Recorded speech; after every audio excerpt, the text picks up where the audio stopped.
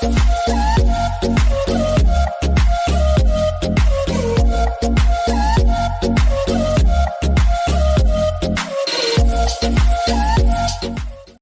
Friends, welcome to ராசி tips. எல்லோரும் எப்படி இருக்கீங்க? நல்லா இருக்கீங்களா? இன்றைக்கி நம்ம ராசி டிப்ஸ் சேனலில் பார்க்க போகிற வீடியோ என்னென்னு பார்த்தீங்கன்னா ரொம்ப யூஸ்ஃபுல்லான இன்ட்ரெஸ்டிங்கான ஒரு வீடியோ தான் பார்க்க போகிறோம்.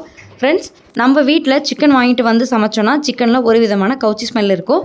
அந்த கவுச்சி ஸ்மெல் இல்லாமல் இருக்கிறதுக்கு நம்ம என்ன பண்ணலாம் அப்படிங்கிறது தான் இன்றைக்கி வீடியோவில் எனக்கு தெரிஞ்ச டிப்ஸை நான் உங்களோட ஷேர் பண்ணியிருக்கேன். வாங்க ஃப்ரெண்ட்ஸ், அதுக்கான டிப்ஸ் என்னங்கிறத வீடியோக்குள்ளே போய் பார்க்கலாம்.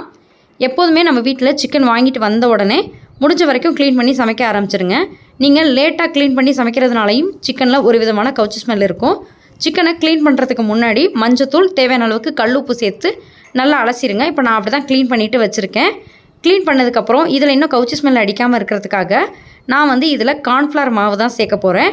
நான் எடுத்திருக்க சிக்கனுக்கு தகுந்த மாதிரி 2 டேபிள் ஸ்பூன் அளவுக்கு கார்ன்ஃப்ளவர் மாவு எடுத்துகிட்டு நல்லா மிக்ஸ் பண்ணி வச்சுருங்க. நம்ம ராசி டிப்ஸ் சேனலில் ஏற்கனவே சிக்கன் கவுச்சி ஸ்மெல் இல்லாமல் இருக்கிறதுக்கு என்ன பண்ணலாம் அப்படின்னு ஆல்ரெடி 2 வீடியோ நான் போஸ்ட் பண்ணியிருக்கேன்.